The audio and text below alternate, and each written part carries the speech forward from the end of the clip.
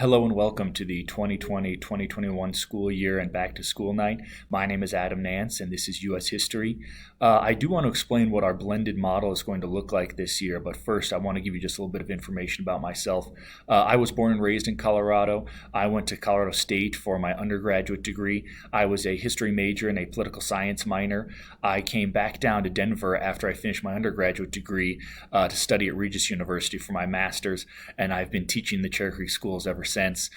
This is my 14th year teaching. I was at Eagle Crest for years and years, and then I switched over to Cherry Creek. This is my third year at Creek, and I'm very happy to be here. This is such a great place to be.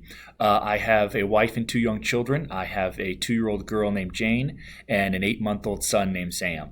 And we are very excited to start the year. For this year, it's going to look very different from every other year. First, I do want to explain just what the course is going to entail. We begin this course really at the Civil War, and we're going to move chronologically and get as far as we can. In the past, I've gotten up to basically the September 11th attacks, hoping that I can still make it to that point in history. We'll kind of cross our fingers as far as how this blended model is going to work. With that said, what we are doing for our blended model is students will be attending class twice a week, and they will be home learning remotely twice a week as well.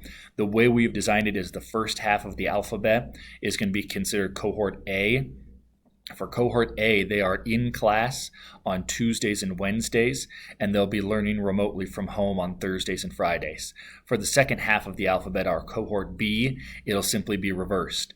To kind of give you an idea about what I'm envisioning for this blended model, what we're going to do in class will be things that simply cannot be done remotely, at least in theory.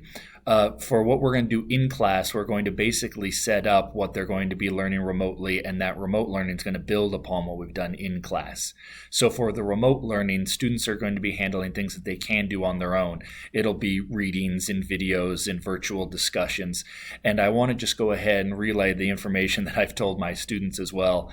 I have this vision for what remote learning is going to look like, and I'm hoping that it works out.